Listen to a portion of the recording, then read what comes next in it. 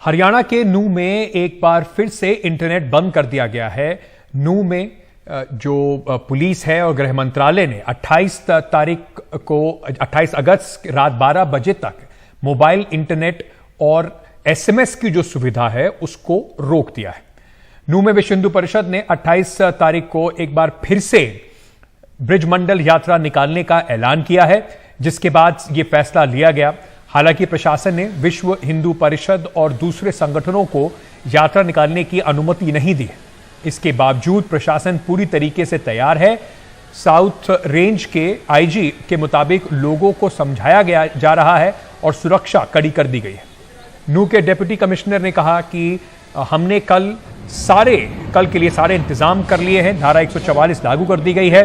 अर्धसैनिक बलों की 13 कंपनियां, हरियाणा आर्म पुलिस की 3 कंपनियां और 657 पुलिस वालों को तैनात किया गया है। धारा 144 को तोड़ने वालों पर सख्त कार्रवाई होगी। साथ ही साथ नूंह में कल स्कूल, मार्केट बंद रहेंगे।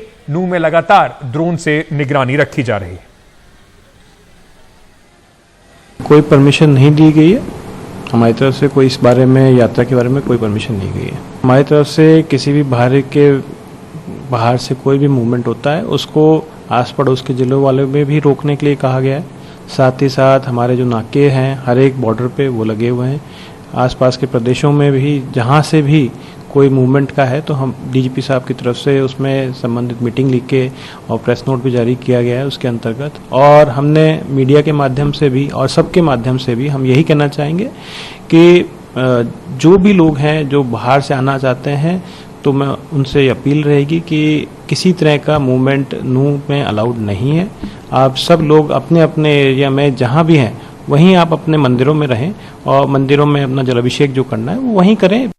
कल की जो हमारी तैयारियां उन्हीं के हिसाब से ना, उन्हीं को मद्देनजर रखते हुए ये जो आसपास का जो एरिया है इसको चेक किया जा रहा है ड्रोन की मदद से, और हमारी जो मैनुअल सर्चिंग है वो चल रही है।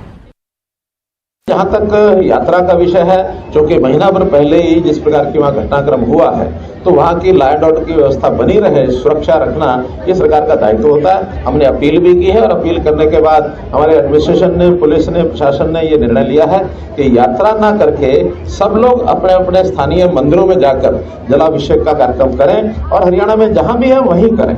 कोई बाहर से जाकर के किसी स्थान पर अगर कोई प्रदर्शन करते हैं उसमें से, क्योंकि 1 महीना पहले ही एक घटना हुई तो उसकी सावधानी रखने के लिए यात्रा के लिए मना किया है। लेकिन मंदिरों में जलाभिषेक कार्यक्रम, क्योंकि श्रावण मास का वो अंतिम सोमवार है, जनता की श्रद्धा होती है तो जनता की श्रद्धा के हिसाब से उनको परमिशन छूट मिलनी चाहिए होती है। वहीं राजस्थान में कोटा में छात्रों की आत्महत्या का जो पूरा दौर है वो सिलसिला थमता नजर नहीं आ रहा है। लगातार दबाव और तनाव से जूझ रहे छात्र डिप्रेशन का शिकार हो रहे हैं और उसके बाद ये आत्मघाती कदम उठा रहे हैं। आज फिर कोटा में एक और छात्र ने आत्महत्या कर ली। महाराष्ट्र का रहने वाला ये छात्र कोटा में नीट की तैयारी के लिए आया हुआ था। मृतक छात्र आज कोचिंग सेंटर में टेस्ट देने गया था और उसके बाद छात्र ने कोचिंग सेंटर की 6ठी मंजिल से कूदकर अपनी जान ले ली। कोटा में इस साल अब तक 27 छात्रों की मौत हो चुकी है।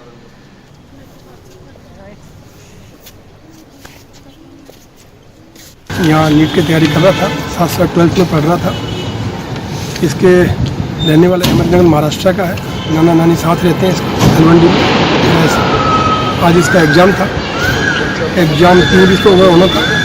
5 मिनट पहले क्लास रूम से निकला है, 6ठी मंजिल पर जाकर नीचे छलांग लगा ली। उसको वहाँ ले गए हॉस्पिटल में, हेड घोषित कर दिया। आगे पेरेंट्स को सूचित कर दिया है, माँ बाप वो कार्रवाई कर रहे हैं।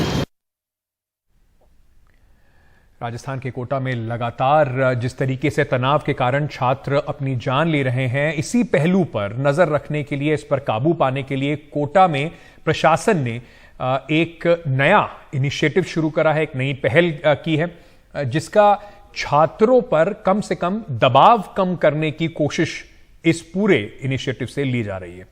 हमारी ये खास रिपोर्ट। कोटा में मेडिकल की परीक्षा की तैयारी करने आई ये छात्र डिप्रेशन का शिकार हो गई। गनीमत ये रही कि वक्त रहते कोटा पुलिस का छात्र सेल इन तक पहुंचा और काउंसलिंग करके उनकी मुश्किल आसान की। कोचिंग संस्थान ने काउंसलिंग के बाद घर वापस जाने की सलाह दी है। जिला प्रशासन आज ऐसे ही छात्रों की तलाश में है जो तनाव से जूझ रहे हैं। पढ़ने में मेरे को बस छोटी सी डिप्रेशन थी और इन लोगों ने बस डॉक्टर ने एलन के एडवाइस दिया कि आप घर चले जाओ और एक एंड टाइम पे पहले रिफंड की पूरी प्रोसेस करी और एंड टाइम पे मुकर गए वो लोग। और फिर इन लोगों ने हेल्प करी, जो पुलिस की जो टीम है उन लोगों ने बहुत हेल्प करी मेरी, और मेरे पेरेंट्स की बहुत हेल्प करी। इनका बहुत एहसान है मेरे पे। फील्ड में रहकर सभी बच्चों के अवसाद बच्चों से बातचीत करना, उनके व्यवहार को देखना, उनकी अन्य समस्याओं को ध्यान में रखते हुए उनको मौके पर समाधान करने का प्रयास कर रहे हैं हम लोग। कई बच्चे अवसाद से मिले जिनका हमने मौके पर निस्तारण किया, डॉक्टर साहब से काउंसलिंग करवाई। डॉक्टर साहब कहते हैं इनको यहाँ रहना दिया जाए तो रह रहे हैं, नहीं तो उनको बाहर जिले के लिए कोशिश कर रहे हैं भेजने के लिए अपने स्थान पर, क्योंकि वो बच्चे कभी भी ट्रेजेडी का शिकार हो सकते हैं। इससे पहले कोचिंग के लिए कोटा पहुंचे बिहार के खगड़िया के एक छात्र के टेस्ट में कम नंबर आए तो उन्होंने नींद की बहुत सारी गोलियां खा ली थीं, जिसके बाद वो बेहोश हो गए थे। अगर उनके साथी वहां समय पर पहुंचकर अस्पताल न पहुंचाते तो उनको बचा पाना मुश्किल था। अब उनकी हालत सुधर रही है। तबीयत ठीक होते ही वो घर वापस भेज दिए जाएंगे। पुलिस सूत्रों के मुताबिक जांच में पता चला है कि शहर में बहुत से ऐसे छात्र भी हैं जिनका कोचिंग संस्थान में दाखिला तो है पर वो कोचिंग क्लास के लिए नहीं जाते हैं। ऐसे बच्चे जो काफ़ी समय से यहाँ रह रहे हैं और डिप्रेशन कर रहे हैं, तो उनके संबंध में जब पुलिस को जानकारी होती है तो उनके परिजनों को भी सूचित कराते हैं और कभी होता है तो उनको काउंसलिंग भी करी जाती है। संबंधित कोचिंग सेंटर उनको भी बताया जाता है। कोई ऐसा मामला पुलिस के संज्ञान में आने पर किया जाता है। कोटा में इस साल 21 छात्रों की खुदकुशी के मामले सामने आने के बाद प्रशासन जागा। अब हर संडे को फन डे मनाने की तैयारी है, जिससे छात्रों के तनाव को कम किया जा सके। स्माइलिंग कोटा अभियान के तहत हर रविवार को music concert, magic show, live band, indoor outdoor games जैसे कार्यक्रम होंगे ताकि छात्र रिलैक्स कर सकें और उनका ध्यान आत्मघाती ख्यालों की ओर न जाए। फुल डे का कंसेप्ट रखा जाएगा मेले के रूप में, बच्चे पूरे दिन घूमें फिरें, मस्ती करें, लुत्फ उठाएं, ताकि एक निगेटिविटी के वातावरण से निकले। जो बच्चे किसी कारण चाहे स्ट्रेस पढ़ाई का हो, चाहे कोई पर्सनल अफेयर्स का हो, चाहे कोई आर्थिक स्थिति का हो, उससे बाहर निकले और वो एक बार रिफ्रेश होकर वापस पढ़ाई में लग सके। लेकिन ये भी तय है कि कोटा में प्रशासन और उनके काउंसलर्स की चुनौतियां सिर्फ अकेले मोर्चा संभालने से खत्म नहीं होने वाली। छात्रों के परिवार वालों को भी इस मुहिम में बराबर का हिस्सेदार बनाना होगा। कोटा पुलिस डिप्रेशन के शिकार बच्चों के बीच पहुंच रही है, वहीं उनको घर भेजने की भी तैयारी की जा रही है। ऐसे में बड़ा सवाल ये है कि आखिर अभिभावकों की भी काउंसलिंग की ज़रूरत जो लगातार महसूस की जा रही है, वो काम कब शुरू किया जाएगा। कोटा से शाकिर अली, एनडीटीवी इंडिया के लिए। वहीं राजस्थान के कोटपुतली में अनुसूचित जाति के एक नाबालिग छात्र की खुदकुशी का मामला सामने आया है। इस मामले में छात्र के स्कूल के 2 शिक्षकों को सस्पेंड कर दिया गया है। परिजनों का आरोप है कि उसको प्रताड़ना के कारण ये गंभीर कदम उस छात्र ने उठाया। इसके बाद दोषियों के खिलाफ हत्या और SC/ST एक्ट में मुकदमा दर्ज कर लिया गया है। राजस्थान के कोटपुतली में अनुसूचित जाति के छात्र की आत्महत्या के बाद जबरदस्त हंगामा। ये तो 48 घंटे से यहाँ बैठे हुए हो, उसका मकसद क्या है तुम्हारा? किसी को न्याय दिलाना? परिजनों के मुताबिक छात्र ने जातिगत प्रताड़ना से तंग आकर जान दी। उनका आरोप है 1 महीने से 2 शिक्षक छात्र को लगातार परेशान कर रहे थे। उसे बुरी तरह पीटा गया और माता पिता को लेकर भी अभद्र टिप्पणियां की गई। छात्र ने प्रिंसिपल से शिकायत भी की, लेकिन कुछ नहीं हुआ। हारकर 23 अगस्त को छात्र ने क्लास में ही फांसी लगा ली। 22 तारीख को फोन किया था रात को 8:15 बजे। वो बोल रहा था पापा 2 टीचर है तो 1 महीने से मेरे को टॉर्चर कर रहे हैं। और वो बात किया था तब बच्चा रो रहा था बहुत बुरी तरह। और बोला फिर अब तक तो कुछ भी नहीं हुआ, सुबह देखना तुम्हारा हाल क्या करता हूँ मैं। 1 महीने से दोनों परेशान कर रहे थे उसको, 1 महीने से लगातार। राजकुमार यादव है, एक विवेक यादव है, दोनों परेशान कर रहे थे दोनों, और दोनों पिटाई करते थे उसकी। प्रथम सूचना रिपोर्ट में दोनों नामजद आरोपी पुलिस के पास। आरोपी शिक्षकों को सस्पेंड कर दिया गया है। पुलिस ने हत्या के साथ SC/ST एक्ट के तहत भी FIR दर्ज की है। प्रशासन, पुलिस और पीड़ित परिवार के परिजनों के बीच में एक समझौता हुआ है, जिसके तहत पूर्व में जो इनकी मांगे थी, जिसमें पीड़ित प्रतिकार राशि जो है वो अविलंब जारी कर दी जाएगी। 1 लाख की राशि नवोदय विद्यालय द्वारा एक्स ग्राशिया मिलेगी और मेडिकल बोर्ड से मृतक का पोस्टमार्टम करवाया जाएगा और फोरेंसिक साइंस की जो रिपोर्ट है उसका भी हम इंतजार कर रहे हैं। उसके बाद अनुसंधान की गति तेज कर दी जाएगी। अनुसंधान अधिकारी स्कूल में बच्चों के या उससे रिलेटेड जो भी विटनेसेस हैं उनके बयान दिए जाएंगे। केस दर्ज होने और मुआवजे के ऐलान के बाद ही परिजन धरना खत्म करने और अंतिम संस्कार के लिए राजी हुए। हालांकि अब तक आरोपी शिक्षकों की गिरफ्तारी नहीं हुई है। कोटपुतली से मुदित गौर के साथ हर्षा कुमारी सिंह की रिपोर्ट, NDTV इंडिया के लिए।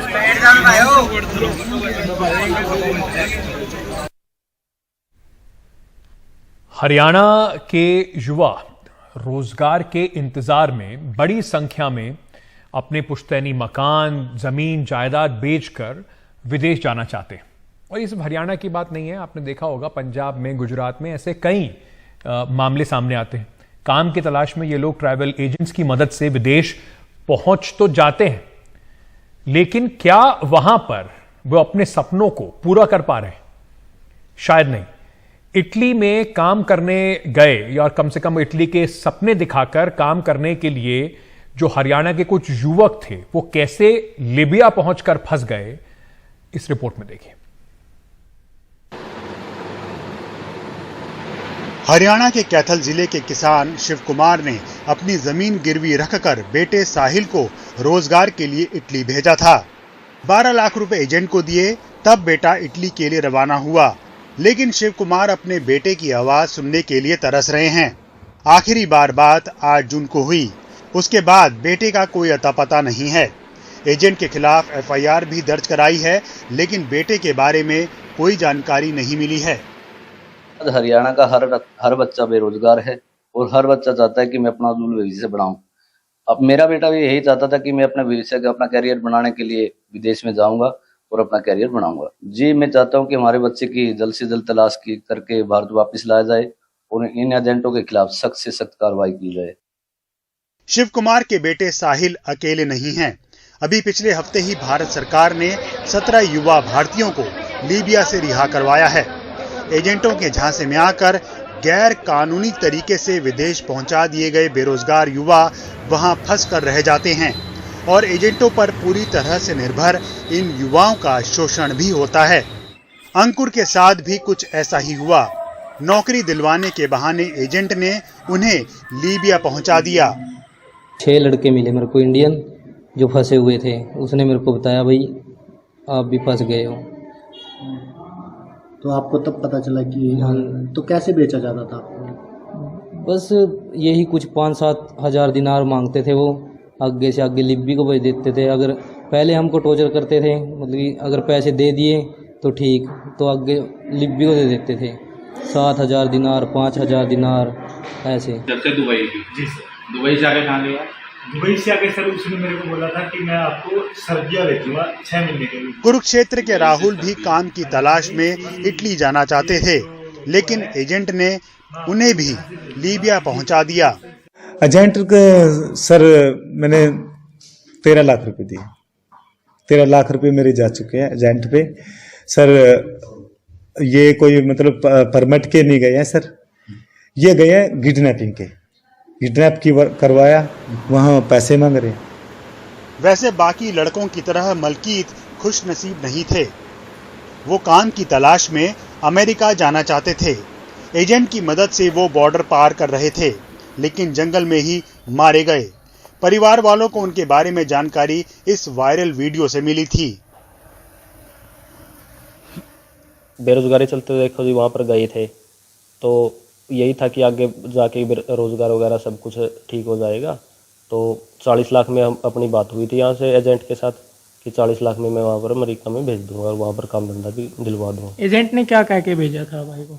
एजेंट ने यही था कि मतलब यहाँ से US सीधा भेज देंगे कि पैदल वगैरह नहीं चलना पड़ेगा, लेकिन एजेंट ने ये करके और जंगलों के रास्ते से भेज दिया, जहाँ पर उनके ऊपर फायरिंग हो गई, शूट में मेरे ब्रदर की डेथ हो गई। ये सारे युवा एजेंटों की कबूतरबाजी का शिकार हुए हैं। इसी पर लगाम लगाने के लिए हरियाणा के गृह मंत्री अनिल विज ने कुछ वक्त पहले एसआईटी के गठन का ऐलान किया था, लेकिन अंदरूनी इलाकों में युवाओं और उनके परिवार वालों को ऐसे एजेंटों के बारे में जागरूक करने का काम अभी बाकी है। उन्हें देश में ही रोजगार के मौके देने बाकी हैं। कैथल जिला में कोई भी ऐसा लीगल ऑफिस नहीं है। जितने भी एजेंट्स कार्य करते हैं ये अंडरग्राउंड रह के अपनी कार्रवाई कर रहे हैं। एसआईटी का मेन उद्देश्य यही है कि अगर कोई पीड़ित है, अगर किसी के साथ ऐसी चीटिंग हुई है और बाहर भेजने के नाम पे उससे पैसे लिए गए हैं और उसको नहीं भेजा गया, तो नेचुरल सी बात है कि उसके साथ समस्या है। तो ऐसी भी कोई भी दरखास्त होती है, पुलिस के पास आती है, तो उसके ऊपर ना बिल्कुल बारीकी से काम होता है। साफ है, अच्छे और सुनहरे भविष्य की तलाश में हरियाणा के युवा अपना परिवार, घर, गांव छोड़कर आगे निकलना चाहते हैं, लेकिन कबूतरबाजों का ऐसा जाल है कि ये लड़के विदेशों में और ज्यादा अंधेरी गलियों में गुम हो जाते हैं और यहाँ देश में बैठा परिवार उनकी राह देखता रहता है। हरियाणा कैथल से सुनील रवीश की रिपोर्ट, एनडीटीवी इंडिया। विपिन पबी साहब इस वक्त हमारे साथ जुड़ रहे हैं, वरिष्ठ पत्रकार हैं, कई सालों से इस तरीके की जो कबूतरबाजी के केसेस आते हैं उन्हें कवर कर रहे हैं। अमरजीत सिंह साहब हमारे साथ जुड़ रहे हैं, ये इमिग्रेशन सलाहकार हैं। आप दोनों का बहुत बहुत शुक्रिया। विपिन पबी साहब, मैं सबसे पहले आपसे पूछना चाहूंगा, हरियाणा की हम बात कर रहे थे, लेकिन हरियाणा, पंजाब, उसके बाद गुजरात की अगर बात करें, यहां पर इतने ज्यादा ये केसेस होते हैं, अलग अलग तरीके से लोगों को अभी तक फंसाने के बाद, और सालों से ये स्टोरीज चली आ रही हैं, सालों सरकारें कह रही हैं कि इन एजेंटों पर हम लगाम कसेंगे, पर जब तक कोई हादसा नहीं होता हम फिर से वही बात करते नजर आते हैं। हाँ जी अंकित, आप बिल्कुल सही कह रहे हैं, क्योंकि ये कई सालों से ये ट्रेंड जो चल रहा है, ये बहुत सारे खासतौर पे पंजाब और हरियाणा के जो यूथ हैं उनका एक ही एम है कि हम बाहर जाएं, और इस चीज को एक्सप्लॉइट करने के लिए बहुत सारे ट्रैवल एजेंट्स हैं जो ये लगातार इस तरह के इलीगल वेज से इन यूथ को वहां पर भेजते हैं। लेकिन उसके बावजूद भी, हालांकि सरकारों ने कहा है बहुत पंजाब और हरियाणा की कि हम रजिस्टर्ड होंगे ट्रैवल एजेंट्स, उनके थ्रू ही भेजेंगे, और इस तरह की कई तरीके उन्होंने जो प्रॉमिसेस करते हैं। लेकिन फिर भी देखने में आया है कि जैसे आपने अभी करेक्टली कहा कि कई सालों से ये एक ट्रेंड बन गया है कि ये ट्रैवल एजेंट्स ऐसे जो भोले भाले ग्रामीण हैं या और भी लोग हैं, उनको वो इस तरह का एश्योरेंस देके कि हम आपको कनाडा भेज देंगे, इंग्लैंड भेज देंगे या यूएस भेज देंगे, और इस तरह की चीटिंग की खबरें ऑलमोस्ट हर हफ्ते आती हैं। तो या तो वो जो एजेंट्स जो हैं या उनको इस तरीके से लेकर जाते हैं कि दुबई, लीबिया या ईस्टर्न यूरोप की कुछ कंट्रीज के थ्रू लेकर जाते हैं, या कईयों को वो बोट्स के थ्रू लेकर जाते हैं। तो वो सारी चीजें जो बहुत सीरियस चली आ रही हैं, उसके बारे में गवर्नमेंट कहती तो है कि हम एक्शन ले रहे हैं, लेकिन लगता है कि जैसे ये ट्रेंड बढ़ी जा रहा है पिछले कुछ सालों में, लगता है कि गवर्नमेंट उतने एडिक्वेट स्टेप्स नहीं ले रही जितने उनको लेने चाहिए। अमरजोत सिंह जी, अगर इस समय इस पंजाब में, हरियाणा में लोग आपको अगर सुन रहे होंगे, तो क्या आप उन्हें कहना चाहेंगे किस तरीके के साइंस होते हैं या किस तरीके के एजेंट से लोगों को बचना चाहिए? क्योंकि वादे वो कर देते हैं, आपको यूएस भेज देंगे, सीधा चले ले जाएंगे और यूरोप ले जाएंगे, और उसके बाद उनसे बस पैसे ऐंठते रहते हैं, एक के बाद एक अलग अलग इसमें कई सारे गिरोह बने हुए हैं, एक दूसरे को लोगों को बेच दिया जाता है और अपनी जिम्मेदारी से पल्ला झाड़ लेते हैं। सर, ऐसा है कि पंजाब और हरियाणा में जो रुझान चल रहा है ना बाहर जाने का, विदेश जाने का, ये आज का नहीं है, पता नहीं कितने साल से इसमें हम देख रहे हैं, और दुनिया को पता है कि ये यहाँ के लोग किसी भी कीमत पे बाहर जाने को आमादा हैं, चाहे अपना घर बेचना पड़े, चाहे उनको जमीन बेचना पड़े, चाहे कुछ भी हो जाए, चाहे अपने आप को बेचना पड़े, दे विल नॉट विड्रॉ, मतलब उनको जाना ही जाना है। कितनी भी एजुकेशन उनको दे दें, चाहे सरकार की तरफ से, चाहे ट्रैवल एजेंटों की तरफ से, इमिग्रेशन लॉयर की तरफ से, उन्होंने हटना नहीं है। मैं आपके माध्यम से सिर्फ एक आपको सुझाव या भारत की जनता को सुझाव देना चाहता हूं कि अगर इस चीज को रोकना है तो एजुकेशन के अलावा एक छोटा सा स्टेप हम कर सकते हैं, ट्राई कर सकते हैं, शायद उससे ये प्रॉब्लम थोड़ी सी कंट्रोल आ जाए। जब आदमी कोई भी वीजा लेकर जब एयरपोर्ट से निकलता है, जब दिल्ली एयरपोर्ट से निकलता है, तो उसको इमिग्रेशन चेक करानी पड़ती है, चाहे आप दुबई का वीजा लें, चाहे लीबिया का वीजा लें, चाहे अफ्रीका का वीजा लें। तो उस वक्त जब वो इमिग्रेशन जो चेक होती है, जो एक अफसर बैठा होता है, जब उनका पासपोर्ट दिखता है और उसकी शक्ल से उसको जो ट्रैवलर्स है शक्ल से पता लगता है कि पहली बार जा रहा है, मेरे ख्याल है कि वो सबसे अच्छा तरीका है कि उससे दो तीन सवाल पूछने का कि भाई साहब कहाँ जा रहे हो आप, कैसे वीजा मिला आपको, क्या करने जा रहे हो। मेरा ख्याल है कि 50% वहीं पर लोग पकड़ में आ जाएंगे कि भाई ये ऑथराइज वे में जा रहा है, अनऑथराइज वे में जा रहा है। पर पॉपी साहब, ये पंजाब और हरियाणा की अगर मैं बात करूं, जैसे आपने कहा कि सरकार और ज्यादा एक्शन लेने चाहिए। एक तो इसका सोशो इकोनॉमिक कारण है, लोगों को लगता है खुशहाली वहां पर है, अपॉर्चुनिटीज इतनी उनको यहां नहीं मिल रही, चाहे वो एग्रीकल्चर की, हम श्रिंकिंग एग्रीकल्चर की बात करें या जिस तरीके से और भी लोगों की परेशानियां हैं। क्या इसके लिए जो एजेंट्स हैं, सरकार उन पर एक कोई ड्राइव चला सकती है, मुहिम चला सकती है, रजिस्ट्री उनकी करी जाए, एक एक आदमी को वो जिसको भेज रहे हैं उसका कोई कम से कम हिसाब किताब रखा जाए? हेलो, हाँ जी अंकित, ये मेरे ख्याल से कुछ है कि कुछ रजिस्टर्ड ट्रैवल एजेंट्स होते हैं और कुछ अनरजिस्टर्ड होते हैं। वो चीज इनके पास ये करते हैं, लेकिन पॉइंट है कि आम आदमी को इस बारे में नहीं पता कि कौन रजिस्टर्ड है कौन नहीं रजिस्टर्ड है। ज्यादातर जो लोग ये बाहर जाते हैं वो ज्यादातर पढ़े लिखे नहीं होते हैं, उनको इतनी अवेयरनेस लेवल्स नहीं होती, उनको सिर्फ एक ही मकसद होता है कि हमारे बच्चे को बाहर जाना है।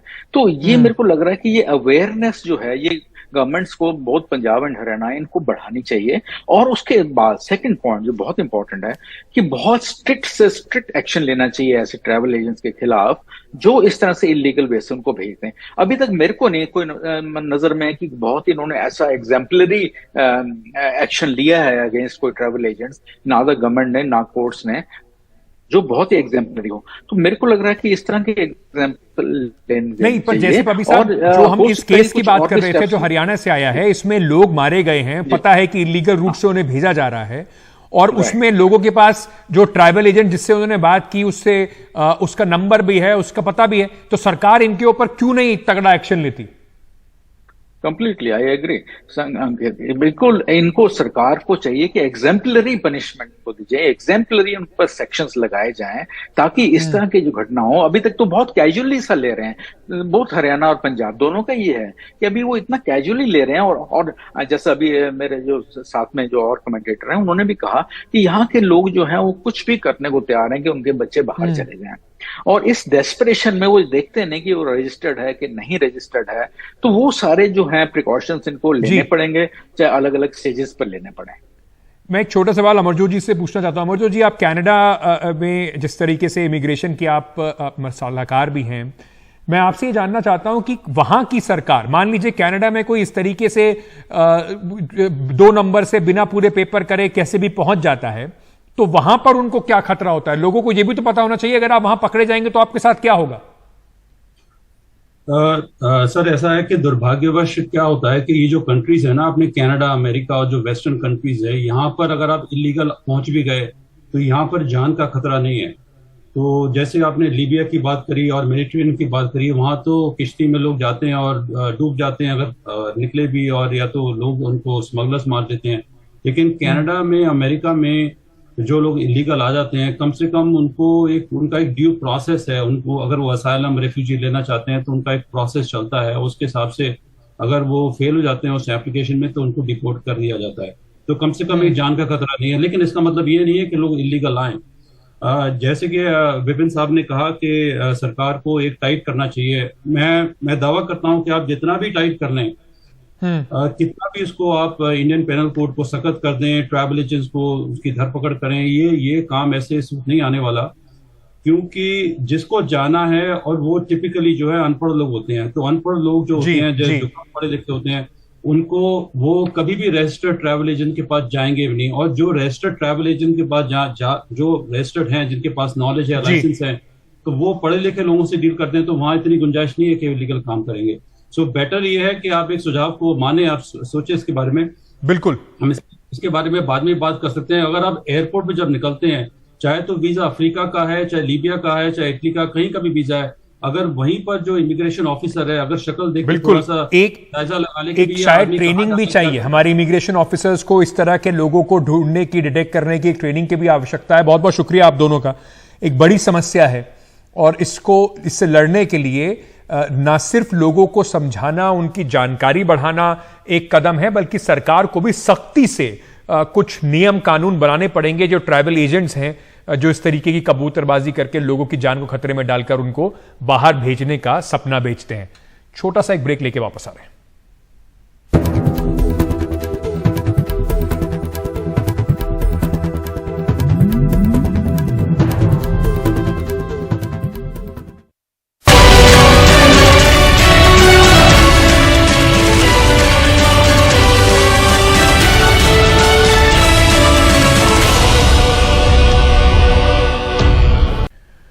कोटा से बहुत ही दुखद एक और खबर आ रही है। एक और कोचिंग के छात्र ने आत्महत्या कर ली है। एक ही दिन में अब 2 छात्रों ने अपनी जान दे दी है। एक छात्र महाराष्ट्र का रहने वाला है, दूसरा बिहार से है। लगातार ये जो पूरा मामला है कोटा में, जो जिस तरीके से ये जो आत्महत्याओं का सिलसिला है वो खत्म होने का नाम नहीं ले रहा है। हमारी सहयोगी हर्षा कुमारी सिंह इस वक्त हमारे साथ जुड़ रही हैं। हर्षा, हम लोग बहुत दुखद है कि इस खबर को लेकर, आत्महत्या की खबर को लेकर हर दूसरे तीसरे दिन, कम से कम हफ्ते में एक बार हम लोग बातचीत कर रहे होते हैं। किसी भी तरीके से सिलसिला रुकता दिखाई नहीं पड़ रहा है। देखिए बिल्कुल, और आप देखिए कि एक जो स्टूडेंट ने, अगर आप कहते हैं कि तनाव नहीं है तो कैसे कह सकते हैं कि तनाव नहीं है। आज सुबह जो स्टूडेंट ने जिनकी डेथ हुई है वो अपना एग्जाम देके 5 मिनट पहले निकला है। पुलिस बता रही है, उसका सीसीटीवी फुटेज है, वो ऊपर 6ठी मंजिल से उसने आत्महत्या की है। तो ये हमको इसका विवरण नहीं करना चाहिए, लेकिन अगर हम इसको कॉन्टेक्स्ट में देखें तो एकदम तनाव में है बच्चे। और अभी एडवाइजरी जारी की है कलेक्टर ने, क्योंकि अब शाम को एक और केस सामने आया है। एक और बच्चा जो बिहार का है, अभी कहाँ पढ़ रहा था, कौन से इंस्टीट्यूट में था ये साफ नहीं है, पर उसने भी अभी किया है। मतलब 23 नंबर पहुंच गया। ये बहुत ही हाई नंबर है, पहले इतना कभी नहीं हुआ है कोटा में। अभी कलेक्टर ने एडवाइजरी जारी की है कि आप स्टूडेंट जो हैं, आप बिल्कुल भी इनका टेस्ट नहीं लेंगे। ये जो मंथली टेस्ट है, और संडे का दिन क्या मतलब होता है टेस्ट लेने का? आपको बच्चे को एक दिन तो फ्री दिन देना चाहिए। तो मतलब जो प्रशासन करना चाह रही है और जो कोचिंग इंस्टीट्यूट कर रहे हैं, लग नहीं रहा है कि कहीं पे भी इनकी मेल मिलाप हो पा रहा है। इतने सारे बच्चे जा रहे हैं जिनका एप्टीट्यूड ही नहीं है, इसलिए वो टेस्ट में अच्छा नहीं कर पा रहे हैं और फिर इस तरह के हादसे हो रहे हैं। और बिल्कुल सही बात है। अभी हमने कुछ देर पहले वो खबर चलाई थी कि प्रशासन ने पूरा कोशिश किया है, एक नया यहां पर इनिशिएटिव लिया है जिसमें बच्चों का स्ट्रेस को रिड्यूस करा जाए। और संडे के दिन, मतलब आप 5 से 6 दिन पढ़ाई कीजिए, संडे को टेस्ट दीजिए, तो बच्चों को बिल्कुल भी ये जो पूरा साइकिल है इससे ब्रेक ही नहीं मिल पा रहा है। जी बिल्कुल, और ये पहले भी जो कलेक्टर्स आए हैं, जो प्रशासनिक अधिकारी आए हैं, उन्होंने कोशिश की है इसको रोकने के लिए। लेकिन जब तक सरकार कुछ कदम नहीं लेती है कि कोचिंग इंस्टीट्यूट को किस तरह से रेगुलेट किया जाए, मेरे को नहीं लगता है कि जमीनी तौर पर ये उतारा जा सकेगा। आपके पास स्माइल कोटा कैंपेन है, पुलिस जा रही है, पुलिस कोशिश कर रही है। अभी आप पिछले हफ्ते एक बच्चे ने ओवरडोज लिया था डोलो का, उसको भी उन्होंने घर भेजा है, उससे बातचीत करिए कि भाई इसको हम यहाँ नहीं रखेंगे। तो जब इस तरह से वार्निंग सिग्नल्स बच्चे दे रहे हैं तो एक्चुअली एकदम इंटेंसिव काउंसलिंग होनी चाहिए बच्चों। तो कहीं ना कहीं चूक है इसमें। और सिर्फ मैं कहूंगी कि कोटा की इंस्टीट्यूट ही नहीं जिम्मेदार है, प्रशासन जिम्मेदार है, सरकार जिम्मेदार है, एज सोसाइटी, समाज, हम लोग जिम्मेदार हैं, एज पेरेंट्स हम लोग जिम्मेदार हैं, और किसी ना किसी को कुछ करना पड़ेगा। कोई दो राय नहीं है इसमें, बिल्कुल कोई दो राय नहीं है इसमें एक सामूहिक प्रयास की आवश्यकता है, जागरूकता की आवश्यकता है, माँ बाप को समझाने की आवश्यकता है, बच्चों को समझाने की आवश्यकता है, साथ ही साथ कुछ सख्त कदम प्रशासन की ओर से उठाने की आवश्यकता है। बहुत बहुत शुक्रिया हर्षा हमारे साथ जुड़ने के लिए।